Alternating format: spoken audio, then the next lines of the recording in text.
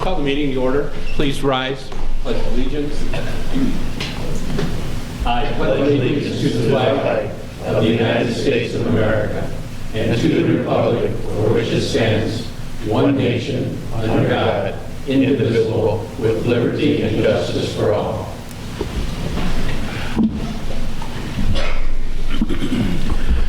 Roll call, please. Alderman Reitzel. Present. Alderman Logan. Present. Alderman Snow. Present. Alderman Kuhlmeier. Present.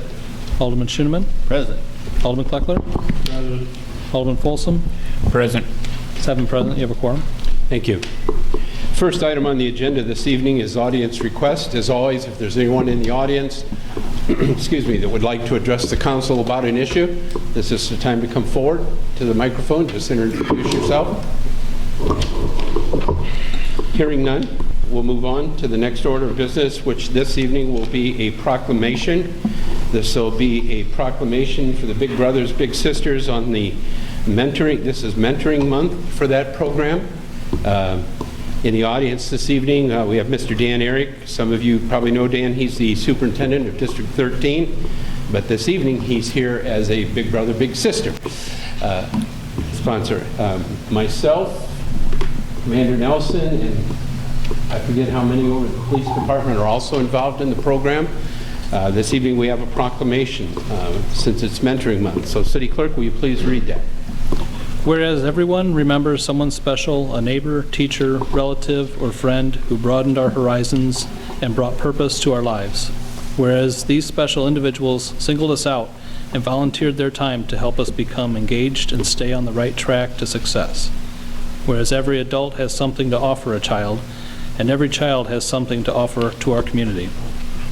Whereas research has shown that children engaged in healthy and safe one-to-one mentoring relationships are more likely to graduate high school, avoid incarceration, and avoid delinquent behavior.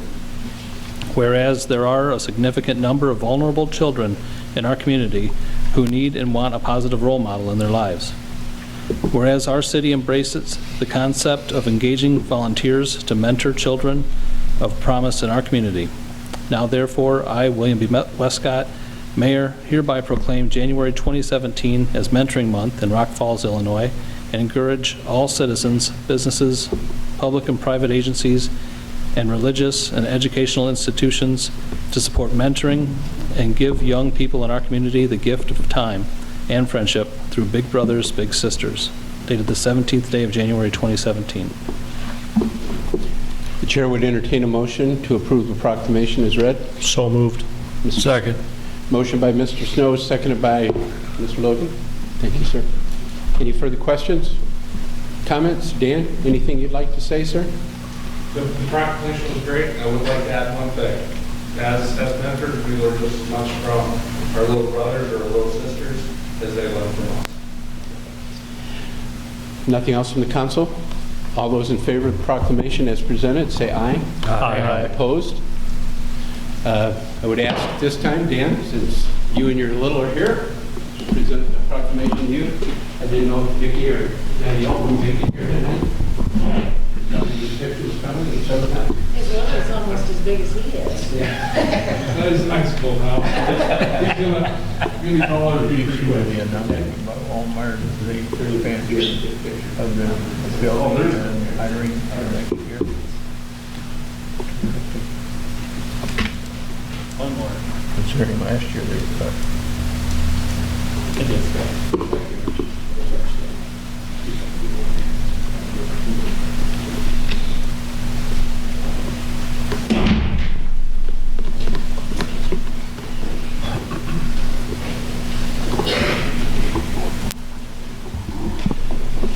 The next item on the agenda this evening is a presentation.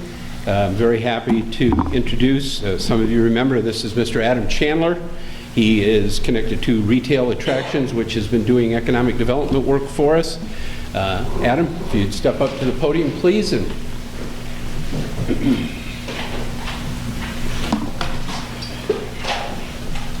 remember a lot of these faces from the retail class from several months ago, and glad to see you all again. The reason I'm here tonight is part of the service we provide for the city is a study that we undertake to forecast what kind of retail the city can look forward to over an extended time period, and the impact and effects that retail and will have on the city. And the purpose of this is twofold. A, to give the city a starting point of figuring out where we are now, where we think we will be in the next 5 years, where we're going to be in the next 20 years. And this is a prognostication, so it's a very educated guess. But ideally this is to be updated every 3 to 5 years. It's a good thing to come back to, look at and say, this looks like it's panning out. Let's see how that's going to affect things going forward, or circumstances have changed in this particular area. And so it's a tool, a baseline tool to start with. And a big important factor for this is it helps the city figure out where infrastructure needs are going to need to go, and it also helps to corral retail growth in areas which will be beneficial for the city. So with that, I'll try to keep this in the 30 to 45-minute range and leave time for questions afterwards. And if you want to, we can just go to the next slide. All that I just said. So what I did is we broke the town into several different regions. And the dark blue by the river is 2 different regions, really. It's the historic river district and the new river district. To either side of that is what is currently residential and what will probably be new residential at some point. The 2 orange areas are what I consider light industrial / commercial. The red is what y'all know as First Avenue, what I'm calling the downtown gateway. The teal is the interstate retail zone, which is currently vacant, but we feel it's got a lot of potential in the near future. And the green is a secondary commercial corridor. And so these areas are arbitrary. These lines are a guess at best, and there's nothing hard set in stone with these lines, but it's, like I said, this is a general overview of a forecast. So if you want to go to the first one, which is probably, I believe, going to be the Riverfront District. First of all, this city leadership should get a lot of commendation for all the work that's gone into creating and recreating what's there right now. I think there's a clear vision for what it's going to be, and it's pretty obvious to anybody that just drives in from out of town the potential that's there and the potential that is being seen there. So this area is already in the first stages of growth. I mean, it's happening right now.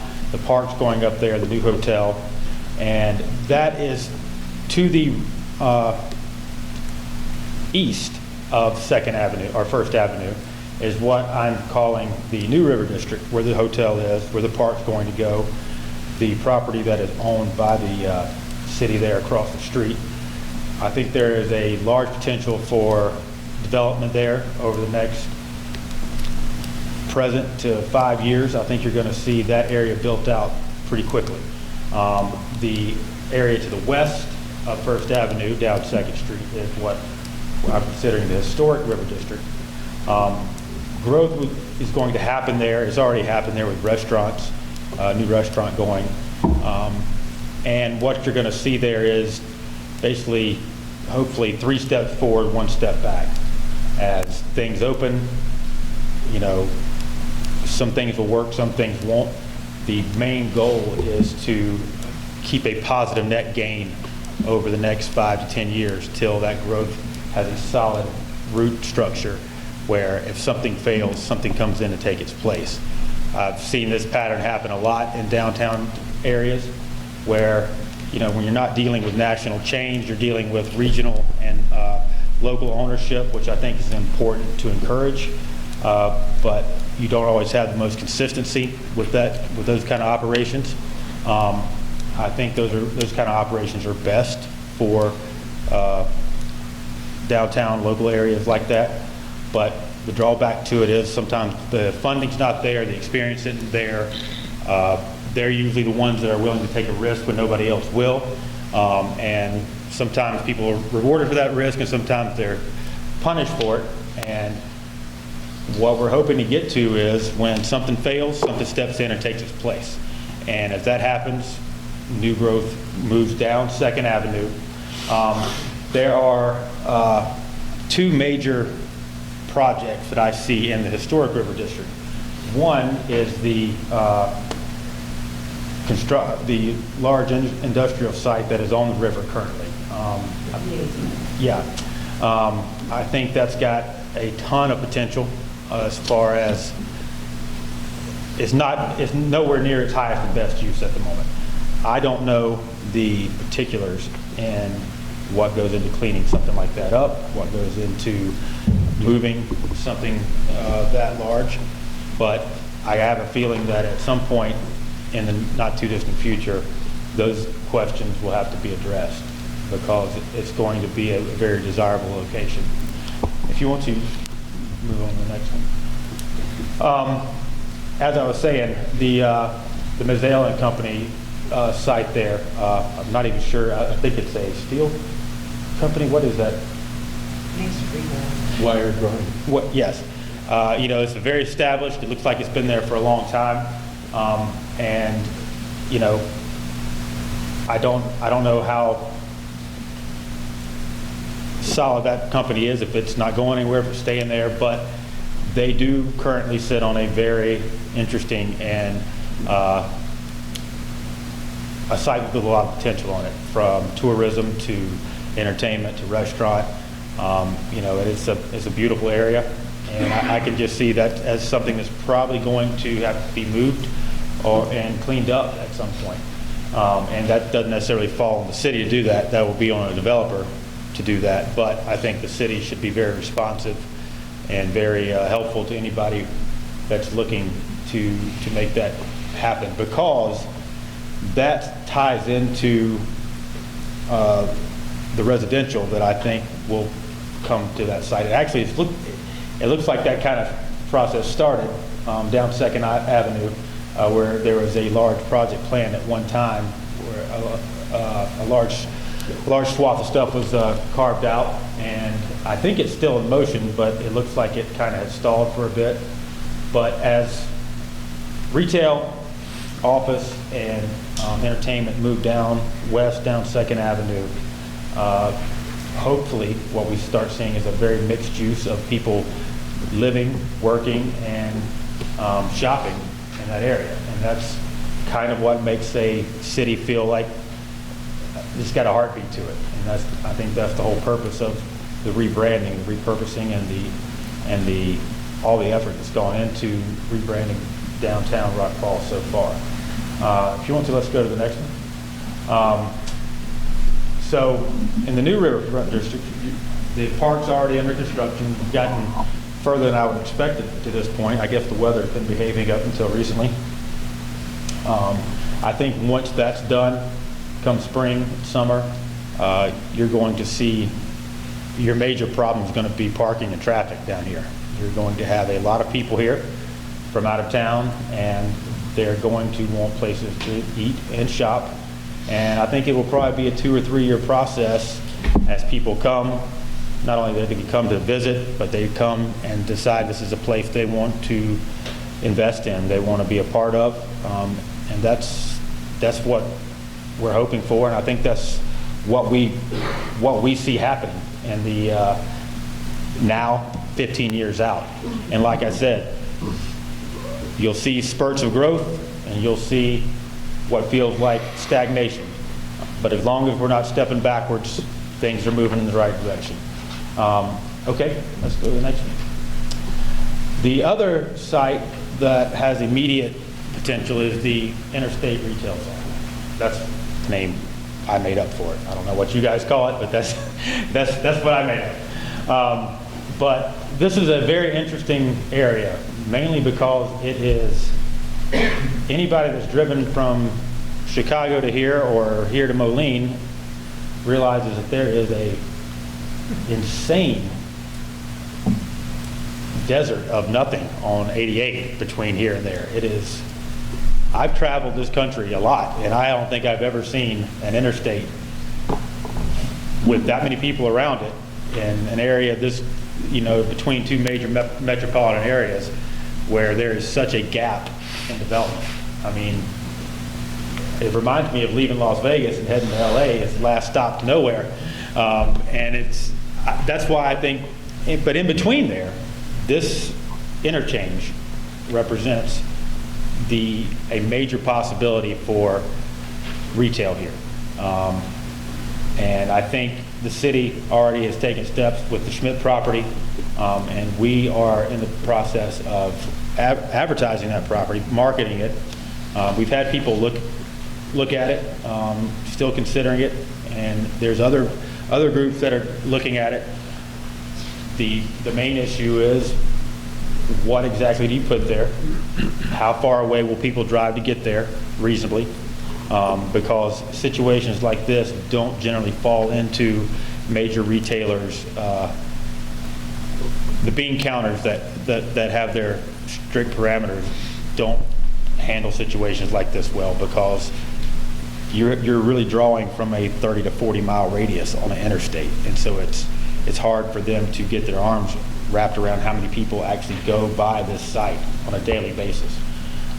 We feel this site's very important for Rock Falls, not only from a tax-based standpoint, but to get people to pull off the interstate and to make that drive from there into downtown.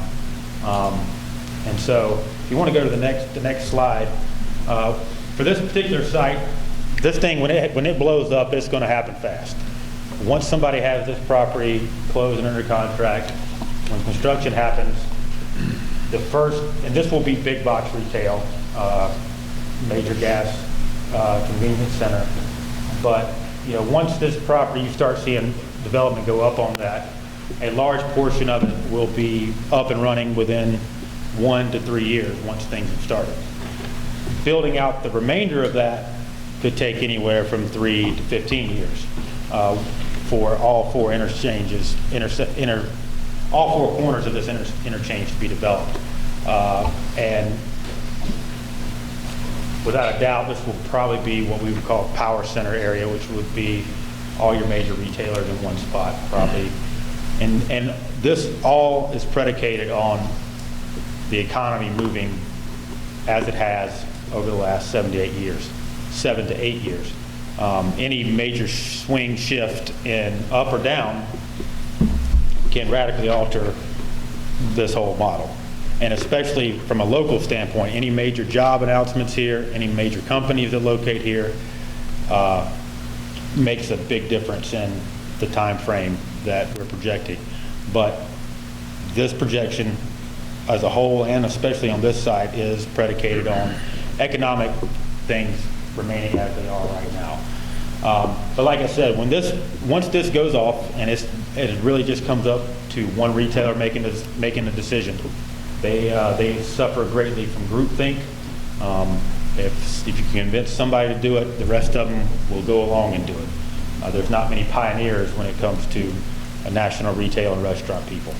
But I think we can make the case that this site draws enough traffic, has enough people in the surrounding area that need to come here to get people there in the not too distant future. If you want to go to the next one. Okay.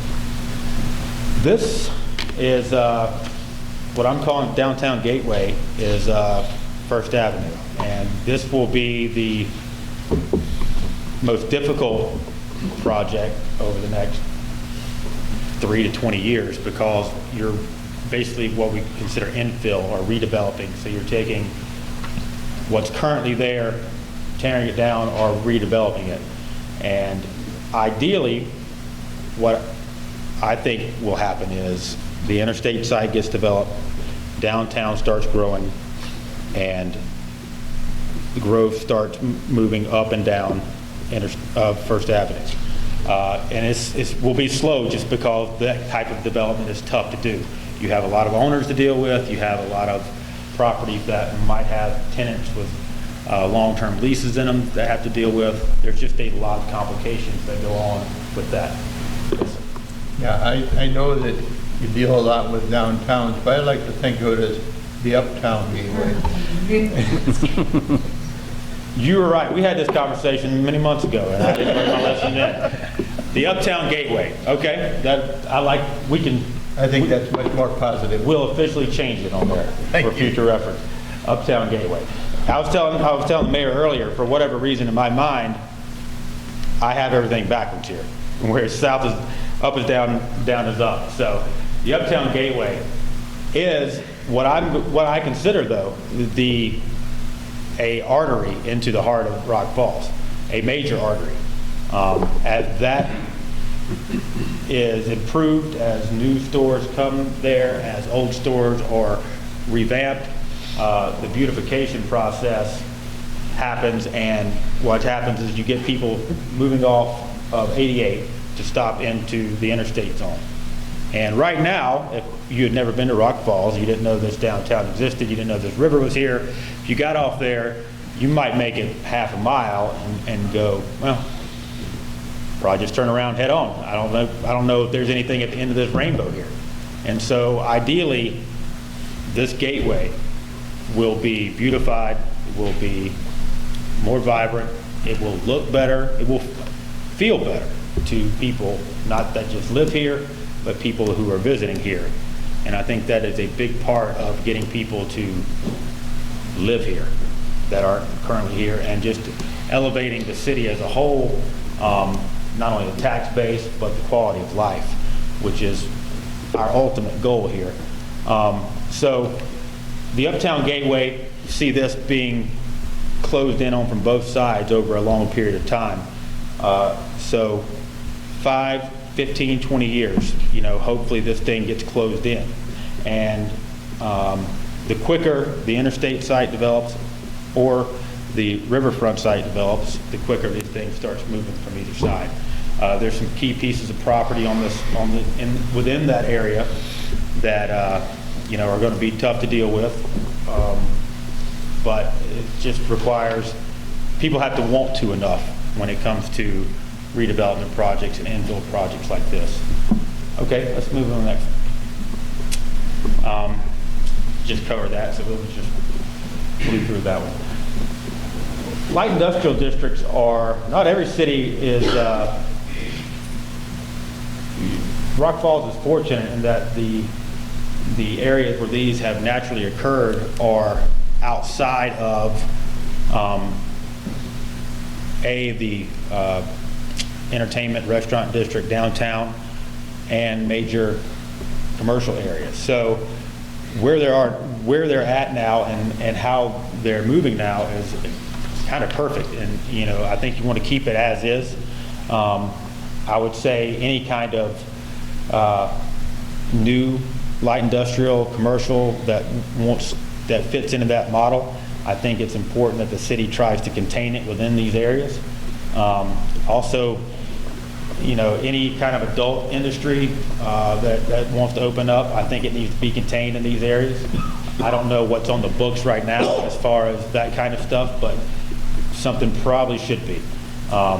These areas are important. They offer a great service for people that are running garages, running any kind of small manufacturing that also has a retail component to it, being easy to get to, but not being an eyesore to newer retail or residential is important. So where these are now are perfect, containing what's there, and anything new that's in that mold. I think it's important to try to steer any kind of new light industrial, commercial stuff like that into these areas. All right, let's go to the next one. The growth on this, it will grow. I don't know how much and what timeline, because it's not as predictable a pattern as retail or residential is necessarily. But like I said, if it stays contained in these general boxes, I think it's good for the city.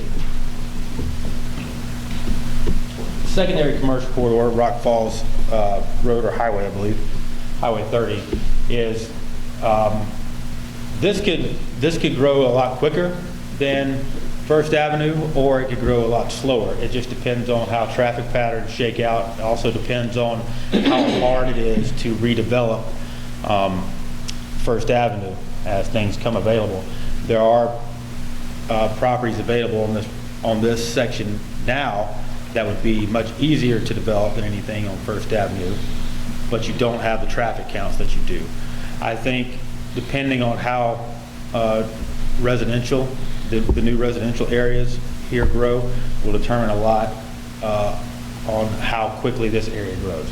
I think keeping this area from degrading is important, maintaining streetscape, landscaping, keeping what's there up to date and looking as good as it can will go a long way in paying dividends for the city. All right, let's go, I think there's a couple more left. Let me skip through that. These two areas here, as far as residential goes, I think to the east and west of the river is going to see a major boom in residential, multifamily, and single family. All the property along the river to the east, which is mostly single family housing right now, I mean, that is a beautiful little section. I think that whole neighborhood is about to undergo a renaissance of new construction, rehabs. I think you're going to see people renting stuff there, you know, weekend rentals during the summer, weddings that are coming through town. I think that area there, you could probably see a very steep increase in home values. And hopefully if that happens, that money gets put back into those areas, into that neighborhood. I think it's already established as a very nice neighborhood with great access to everything downtown has now and will have. But I think this will be a very desirable area. It already is, but I think it will be even more so in the coming years. The area to the west of 2nd Avenue, I think there's a lot of potential there for multifamily, increased multifamily along the river. And I don't think it'll be as sharp increase as quickly as what's to the east, but I do think that's going to be very desirable. I think what could increase that is, you know, sidewalks, lighting, moving down that way will make it a more walkable, bikeable area into the river district. I know the bike path's already been created. I think you're going to see that get a lot more use than you expected.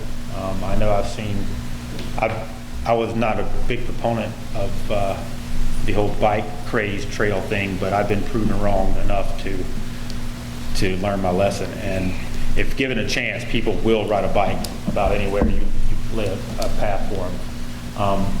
I think lighting it properly, keeping it safe, making it as convenient, signage along these areas helps.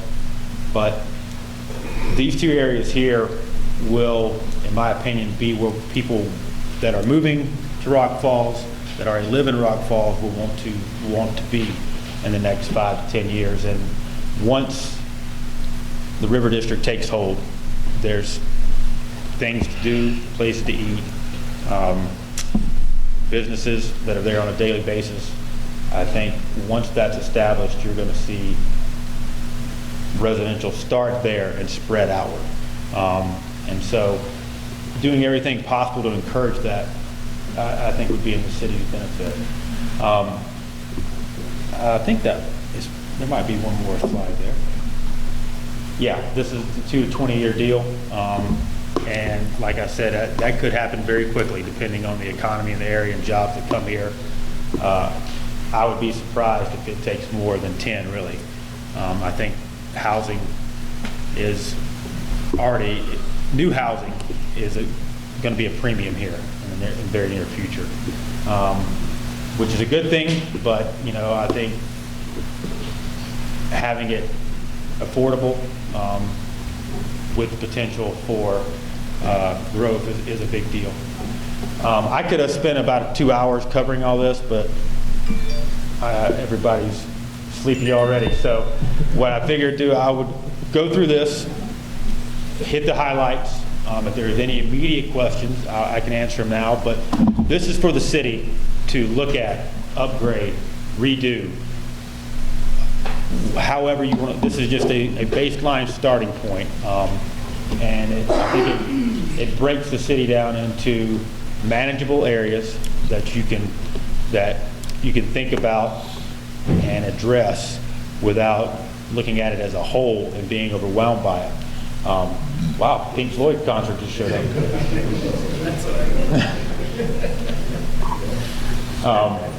So if there's any questions about this, I'll be happy to answer them right now. Yeah, have you taken a look at 12th Avenue from Route 30 to the bridge?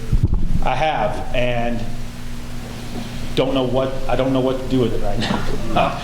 I'll be honest with you, it's a Secondary. it's almost, I almost put it in there, but I think what's there now will probably, like I said, I'm the weatherman that tells you there's going to be it's going to be cloudy, and 3 inches of cloudy show up on your doorstep the next day. You know, this is a best guess, but I think it's behind what I'm considering the secondary commercial corridor right now, as far as growth. Yes, sir. With the First Avenue Gateway, what do you plan, I mean, what kind of things are we going to have to be looking at? Well, you know, where the Save-A-Lot is now, you know, I think that's going to be in place for the foreseeable future. I'm sure they have a fairly long-term lease and plan. The shopping center just south of that, hopefully, you know, that is a prominent enough spot that I would like to see that redone altogether. The time frame on that could take a while, but I think all the tenants that are in there right now could probably be moved, or will, you know, there's enough vacancies or possible vacancies in there that I would really like to see that area with some better retail in there that's in there right now. The current Walmart, you know, when we initially started working here, we saw Walmart moving out to the interstate in a heartbeat. Walmart has revamped their growth schedule tremendously as far and scaled back into, I believe they're only doing 8 stores next year, which is pretty much the equivalent of Walmart doing 0 stores next year compared to what they used to be. That doesn't necessarily mean it's a bad thing for the economy. As the economy gets better, discount stores usually scale back their growth plans. So once where Walmart is now, I see them being there for at least 2 to 3 years probably, unless they change their plans. If that's going to be the case, what I'd like to see happen is them redo that Walmart, update it architecturally, update, you know, the parking area, beautify that area. And it's just going to be a piece by piece process as things get redeveloped on that First Avenue. Of when the opportunity comes along for redevelopment, I think it's important for the city to have some guidelines in place as far as beautification, landscaping, signage. You know, if that switches over, I don't ever want a city to be a hindrance to development. In fact, as somebody that's been a developer my whole life, it can kill a lot of deals, but I also don't want to see this city be run over by somebody doing things as cheap as possible, as quickly as possible. And I think if guidelines are in place, architecturally, signage, I think if all that's there and on the books, most developers don't have a problem dealing with it as long as they can handle, as long as that budget's there for them to account for to begin with. What's very hard to do is, if there's nothing on the books, have arbitrary discussions about what should be done. I think it's important to have a vision for what the city wants there, to have it drawn up and on the books. So as a developer, if I want to redo something on First Avenue, if I go look at what's there, it's in black and white. And, if I have to get a variance on it, I can come here with hat in hand and do that. But for going forward in the future, for not just First Avenue, but Rock Falls in general, I think creating that kind of consistent look to the area is going to be probably the next phase of sophistication for the city, and that just is going to require some planning and time spent among city leadership to do that, and a consensus, because it takes a consensus of what the city should look like. But I think that's the important things for First Avenue. You're not going to create opportunity there. It's going to arise as leases run out, as opportunities just show up. And when that happens, I think the city's got to be more than willing to help and to take advantage of it when it's there.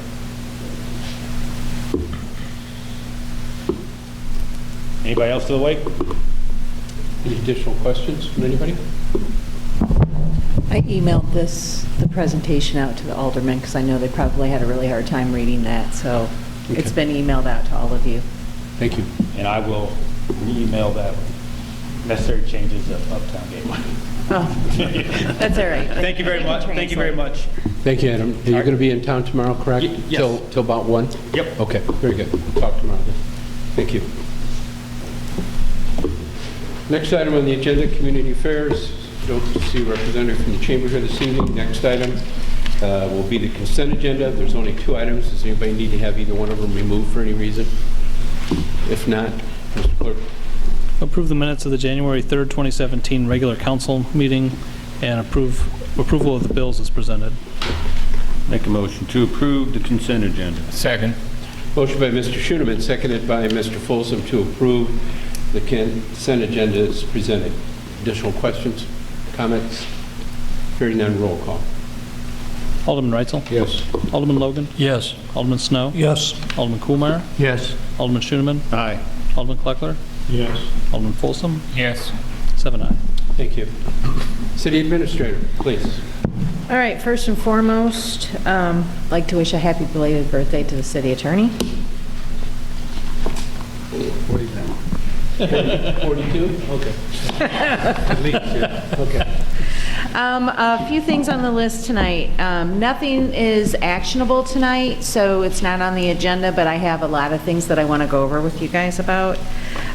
Just to let you know, the Vector went in for maintenance, which it does annually. We've had the Vector now for 5 years, and it needed a lot more things done to it this year. So that ends up being $31,700 in maintenance and repairs that needs to be done to that. This is the only certified place to get it worked on. We went ahead and gave them permission to go ahead and start. We'll take that on through. Sewer is paying 2/3 of it, and water's paying 1/3 of the bill because they do also use that. So I wanted to let you know, we had made the Public Works Chairman aware of it, but they needed to get started on it. We could have really used the Vector today, and we had no idea that we were going to have an inch of rain in January, so this is when it normally goes in. It's usually the safest time of year, but it just so happened it wasn't.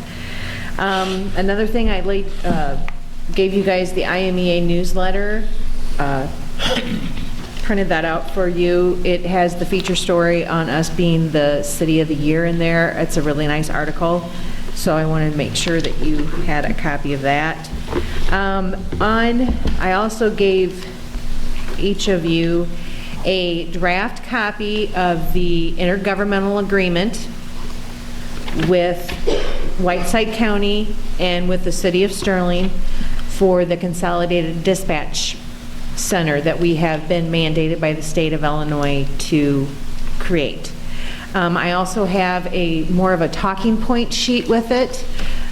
We're not going to be voting on this IGA. We're hoping that it will be ready for vote by the first council meeting in February, but I want you all to have it and be aware of how this structure is, and I'm going to go over this quickly with you. If you look on your structure sheet, what has taken place is Whiteside County is going to be the employing agent for the dispatchers. Physically, the location will be in the current dispatch center in Sterling City Hall. They have agreed to host the site rent-free to the consolidated entity. We have an advisory committee that is being formed out of this. The advisory committee is made up by an appointee from Whiteside County, CGH Director of Pre-Hospital Care, Twin City Joint Fire Command Chief, Rock Falls Police Chief, an appointee from the City of Rock Falls, the Sterling Police Chief, and the appointee from the City of Sterling. The committee is going to put out for a dispatch director. The advertisement, I believe if it's not out, it's going to be out very soon.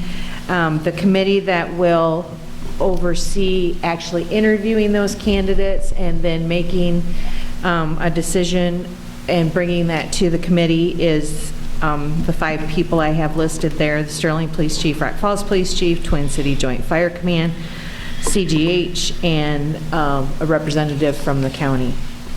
And when I say the county, it is Whiteside County as the employing agent, but the actual member of the entity then is, as you all know, is the Special Service Area 1, which is a taxing body that takes care of the pre-hospital, the ambulance care. So, the dispatchers will all become county employees. We don't know how many dispatchers it will take to run the facility. That will be something the director will take care of when the facility is up and running. That will be determined by them. We don't know what the shift duration will be or how those are laid out. And we're currently working with, I'm going to have an actuarial agent, whether it's Lauterbach and Amon or whomever it ends up being, will do an actuarial. The county will allow us to do an actuarial study and figure out how much our dispatcher's sick time is worth, and they will allow us to write them on a check, and those girls will be able to transfer their sick time. The sick time is a buildup that actually affects your retirement, and since this is not something that they're choosing to do, we're kind of doing this as a courtesy. If we don't pay the county and let them transfer their time, we're going to be writing out a check anyway to the dispatchers and paying them off for that sick time. So this is a way that it actually benefits the dispatchers, and we're still paying. So one of the things that we're going to be presenting to you all is we're going to keep basically the structure of our current police department the same, as far as we will be a 24/7, 365 days a year open operation. We will not have a closed station or a dark station. We're looking to either retain 2 of the current dispatchers. However, I believe they will probably go and be dispatchers under the county consolidated unit, but we will hire 2 full-time people to run that facility, and in that they will do the leads coordination and take care of the database, I believe. And there's a lot of things that go on now that we'll have 2 full-time people that will be the main, during the week, days and nights people, and then we're looking to hire, I believe it's 4 part-time people that will actually run that operation. Right now, with preliminary figures, we should be able to do all of this and pay our share of the consolidated unit for very close to what we're paying right now. I'm going to try to get it to be less money, but I want to maintain the same services that we currently have and still be compliant with the state mandate. The funding structure for this, there are several different formulas that can be used to determine how a consolidated unit is funded. The 3 entities, we finally agreed to use simply call volume and no other factors involved, such as EAV or population.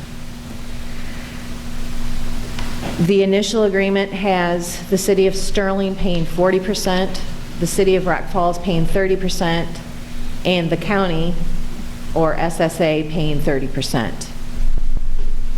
A one-time review will be done of this after 6 months. It will be adjusted according to what the numbers are at that 6-month period. After that, each year, the numbers will be reviewed, and we will continue to know what our percentage is that we will pay. My prediction is that we will probably end up somewhere in more of the 25% range, 25 to 27%, and not at 30. But I really think at this point, it wasn't worth squabbling over 3%. So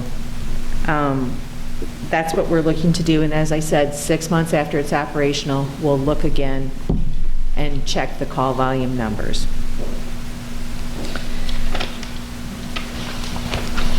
We are mandated by law, we have to have this done and operational by July 1st. However, having said that, if for some reason this does not happen at that time, we believe that the state would grant us an extension. However, we really don't want to do that. I would like to have this done and operational by the end of April. Most importantly, because I want to have it done. But we also have the FOP telecommunicators contract, which runs out the end of April. We could probably do some kind of an agreement if we have to run over. Jim would have to take care of that. If it were a month or 2 months, however, we would look at that. But it would just be a lot easier for us if we could get this up and operational by the end of April. Currently, we are looking to run a fiber line into Sterling City Hall. Our 622-1140 number will be ran into there, and those will be answered by, we have a lot of people that still use the non-emergency number for emergencies. And they felt it was important that that phone number became answered by the 911 center. So that, and we will also be setting up at the same time a phone in our lobby of the police station that, let's say for instance something happens and someone who's working over there has to leave on an emergency or something and the officers are out, that phone will be something that people could come into our lobby, pick up, and it'll ring over to the dispatch center. We just felt like it was a good backup to have, and we don't really see any instances that should likely occur, but we just thought it was a good idea while we're doing all of this phone transferring and everything to get that done. Other than that, the police operations, I don't think anything should change on that side. I don't see where anything will change on fire side. I think at the end of the day, when all this is said and done and over with, our residents are going to have much better service than what they have. Right now, it's been you know, when you call 911 and you get our police department, if it's a fire ambulance call, it gets transferred again. So there won't be any more of that transfer. whomever picks up the phone, that's going to be who's dealing with you throughout the whole phone call without any transfers. So we're hopeful that our residents would have much better service. Other than that, like I said, we're not ready to vote on this yet. I don't have the actual cost of the center. I have forwarded all the current dispatcher information, salaries, to the county. I will be getting together with the county administrator, Joel Horn, and with Scott Schumart from the city of Sterling, setting up the seniorities. Our dispatchers are going to be transferring in laterally, and we'll get them into the seniority scale. I believe the county goes by grades, I believe. So we'll be getting them in there and getting all those kind of details set up. However, you guys will need to have the full cost of the center before you can vote on the agreement. But I want you to be studying it now. If you have any questions, please feel free to contact me. This has been a long process, and I'm just very relieved that we're to this point that I can set an IGA down in front of you. So, questions? What does the city of Sterling get out of this for a no-charge hosting? Compliance with the state law. There really isn't anything else for them to get out of it. That seems to be a glaring bump in the road that I see them. They agreed to it. Oh, I understand that. That's why I'm asking. It seems like there's something inconsistent with the city of Sterling. We're just gonna be thankful that I have the IGA to set down in front of you, and like I said before, so. They will become, the county has a union for their dispatchers. It's SHILP, correct? No, SLEP is what SLEP, that's what sorry. they're under. That's what they're SLEP. under for retirement under IMRF. Mm-hmm. And their union is yeah, whatever. I forget which one it is. So, all right. Any more questions on that? No, but I do have an observation. All right. We've negotiated with our communicators over a period of years, but they've offered very selfless service to the community, and I think we should commend them on the fact that they've went out of their way to be good communicators for us. That's it. Thank you. Thank you. All right. We have received notices from the FOP, both sworn officers and telecommunicators, of their wish to intent. We have responded to that with a letter drafted to the telecommunicators unit of the situation that I just went over with you now, so they are aware that there may not be a need for negotiations. We've also received notice from the IAFF, and we have scheduled negotiations on that. The IMUA, the Illinois Municipal Utility Association, the scholarship is available online now. Every year, as you know, we give away a $500 scholarship. The application is online, either at the city website, which I'll have a slide on Channel 5 for anybody who wants to apply for that with the application. And I believe I've got meetings scheduled with all the aldermen now. Going to be meeting with you all to start going over all the fiber documents. There are a lot. As you know, we have Magellan coming Tuesday evening for a COW meeting, and there is a lot to this, not just the actual fiber part of it, but putting the fiber part together with the business plan, with Magellan's proposal to oversee this business plan, and then the numbers for it. So I want to spend some quality time with all the aldermen, give them all this the documents, and that way you have a little bit of time to study them before they get here Tuesday evening. And just one more thing on that is that, again, Tuesday evening, you won't be expected to vote on anything. You're going to have another few weeks to absorb, ask questions. We can put you in direct contact with those questions with people from Magellan. We want you guys to be as educated on this as you can possibly be and to feel comfortable with your vote one way or the other, and to have time to go over the materials. So that's all I have, Your Honor. Anybody else have any questions for Robin? All right. Information correspondence, Mr. Ardini. Nothing, Your Honor. Thank you. Mr. Reese, belated happy birthday. Thank you. Welcome back. Thank you. I have nothing at this time. No. Okay. Mr. Frickenstein, just for everybody's information, his surgery was successful. We spoke with him today. He's doing very well and hopes to be back very soon. Department heads, Mr. Cox, please.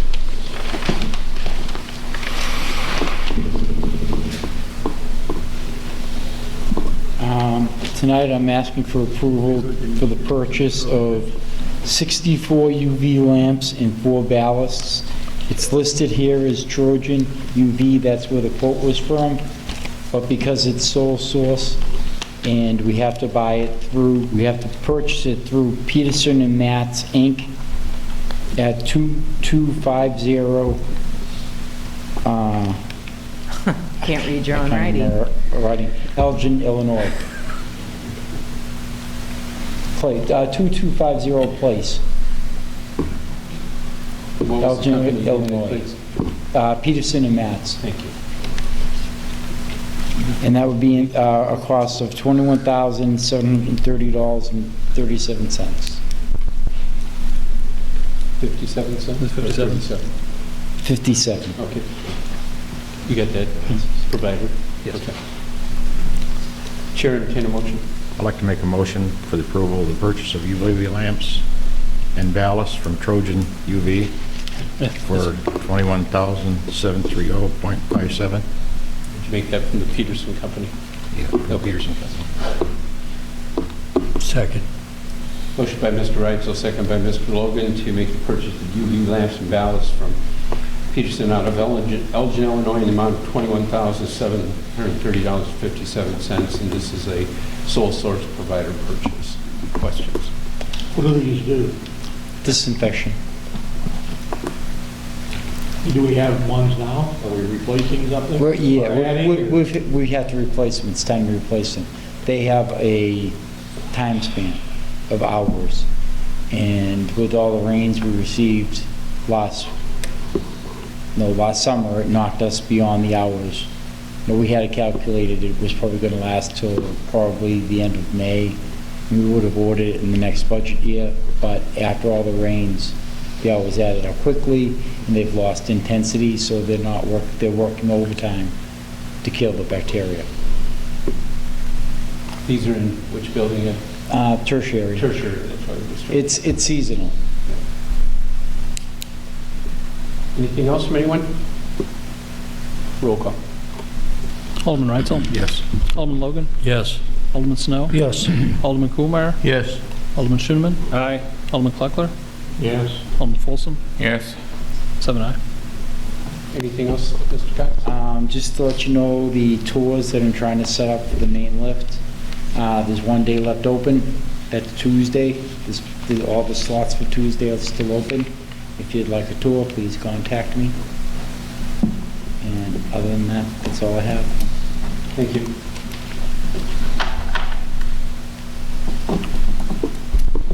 Mr. Salmon, here. Chief Bill. Thank you. Chief Bill. Mr. Siri? Mr. Padilla? Yes, Your Honor. The first item I'd like to table due to legal concerns. After looking over the contract, the city attorneys, I had decided that we need to look at this and see what we can do. Other than table, it's probably going to be a process, we'll just go from the table. Go ahead, sir. It depends on what you want to do. This contract, if you sign the contract, do not expect to ever have any benefit accorded to you other than something that would be voluntarily provided by the company, because the contract itself does not provide you any benefits, if you understand what I'm saying. In other words, anything that they would do for you under the contract would be strictly gratuitous, because there's no way that you can force them to do anything. It's probably the worst written contract I've ever seen for a purchaser of a product for their benefits. That's why I suggested not signing it. If you want to go ahead and approve it because he wants to buy the alarms and get the alarms in place, that's fine.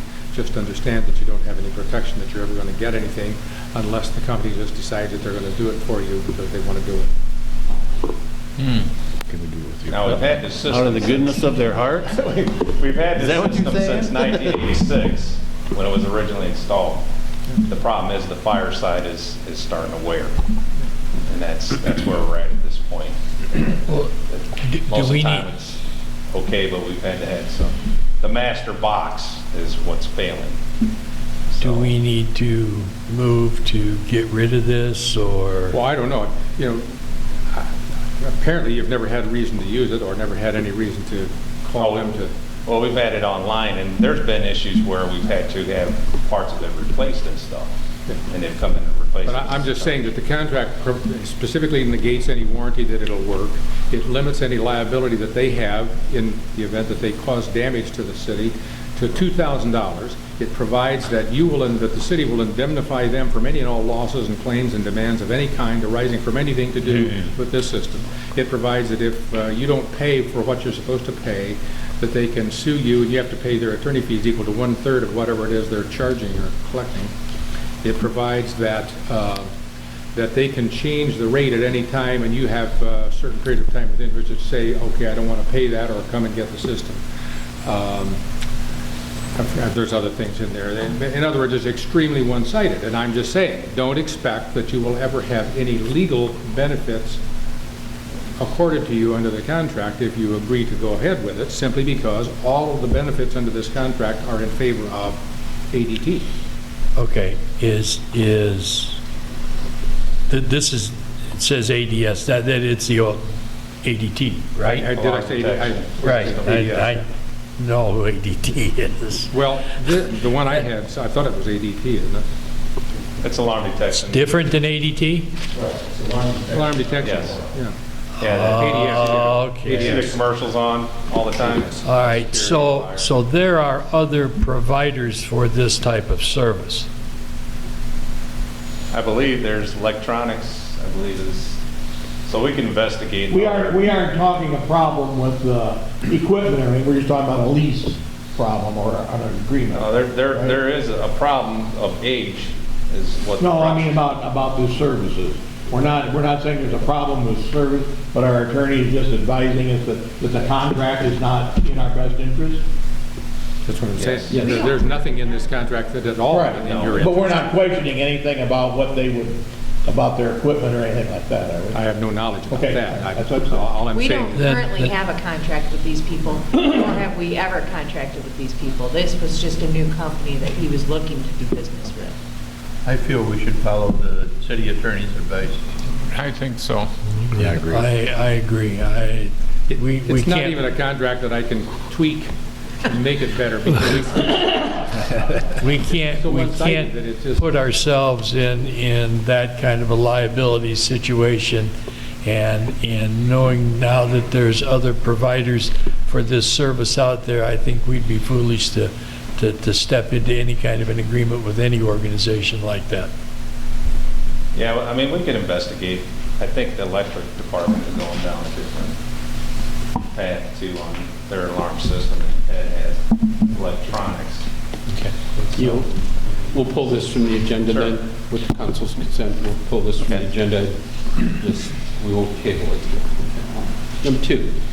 And then to approve the quote for the emergency repairs on filter 2, and I believe everybody has what was on the emergency repair, the price quotes, and I'm recommending Loescher at $16,910 for this repair. This had come up the Thursday before Christmas when this event happened. we've been trying to put it on the fast track to get things moving along, because it's out of service right now. So you need two approvals, one for the waiving of the bidding requirements and one for We want the... to waive the You don't bidding. really need a waiving of the bidding, it's unless you, because you don't have a specific requirement to do that. It's under $20,000, so there's no competitive bid requirement for this. I'll make a motion to We didn't know approve it was going the... to be at that price. Okay, well, I'll make a motion to approve the repairs and the quote. Second. Motion is made by Mr. Schoeneman, a second by Mr. Logan, to jump to number 3 and approve the quote for emergency repairs on filter number 2 to be done by Loesch at a price of $16,000. You have it, Mr. Clerk? 15,910. Thank you, sir. 16,910. Thank you. And that's all I have. Any further questions? Mayor, Sir. I have one comment about this. Just be sure, this is just a quote, make sure that you got all the prevailing wage language, that they signed that, because this is a public works, even though it's under the $20,000 requirement. I could have Kevin contact Eric if you need. Okay. No other discussion? Roll call, sir. Alderman Reitzel? Yes. Alderman Logan? Yes. Alderman Snow? Yes. Alderman Kuhlmeyer? Yes. Alderman Schoeneman? Aye. Alderman Kleckler? Yes. Alderman Folsom? Yes. 7 aye. Thank you. Mr. Spinka, nice to see you here, sir. Yes. Anything from you tonight? Nothing at all, okay. Ms. Hatfield? Nothing from the utility office? You know? Nothing for two of those.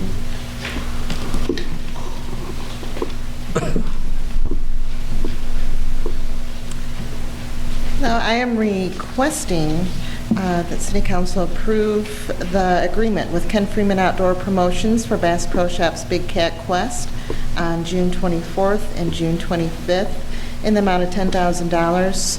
And it isn't on here, but the request as of last year was 2 payments, $5,000 for the first payment, and then the second payment when he arrives, another $5,000. I would move that we approve the agreement with Ken Freeman Outdoors for this year with the 2 payments. Second. Motion by Mr. Logan, seconded by Mr. Kuhlmeyer to approve the agreement with Ken Freeman Outdoor Productions for the June 24th, 25th, 2017 Bass Pro Shop Big Cat Quest with the amount of $10,000 in total divided up over 2 payments. Looking in here, I don't see dates for the payments to be made. There's just the final date that has to be paid by. Has he provided you any type of an invoicing on it, you know? He said that he wishes to have the same arrangement as 2016 with payments. Okay.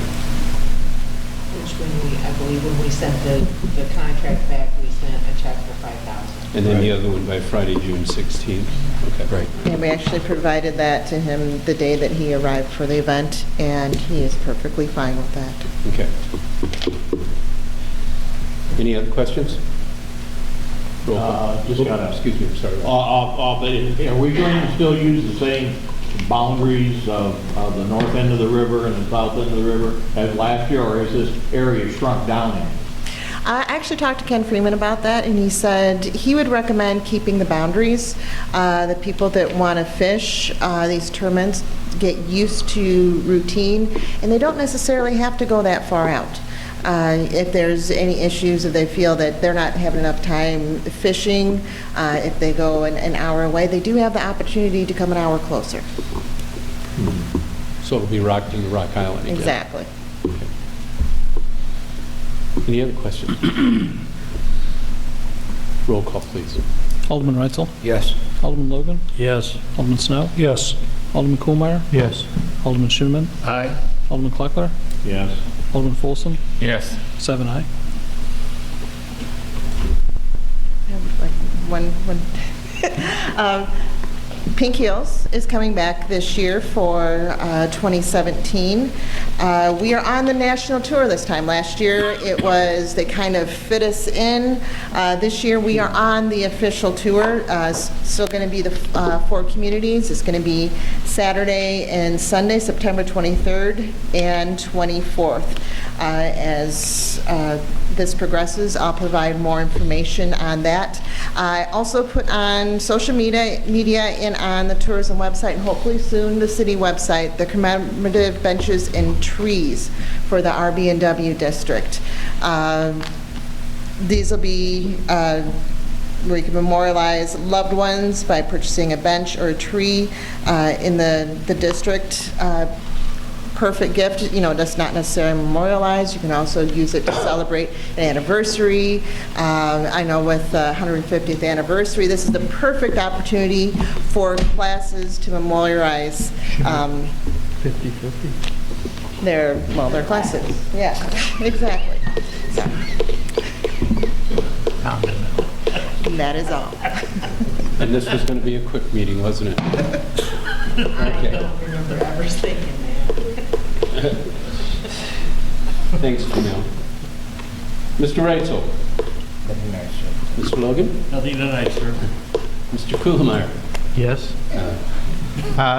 It's with deep regret and a sense of loss that I inform the council that longtime Secretary and Public Works Secretary Angie Springer has passed away as of last week. And in the same token, I'd like to congratulate the Louds family and Margie Summers on her great-grandchild. So, Very good, sir. Thank you very much. Mr. Snow? Nothing tonight, Your Honor. Thank you. Mr. Schoenman? Nothing from the board, Your Honor. Ms. Putnam? Nothing tonight. Mr. Colson? nothing tonight, Mayor. All right, thank you. I had a reappointment. I'm tabling that until I can have a conversation with the city attorney, probably after the meeting. And the only other things that I would like to do is just remind you, Robin hit on this a bit. Magellan will be here at the COW meeting, which will be next Tuesday, and it will be again at 6 o'clock. And we are also going to try to have GVI, a group here to speak to the council, also give you an opportunity to address questions. And we will try to get some stuff out to you on that as well. Nothing else? I move to adjourn. I'll second it. Motion made and seconded by the usual. All those in favor say aye. Aye. Opposed?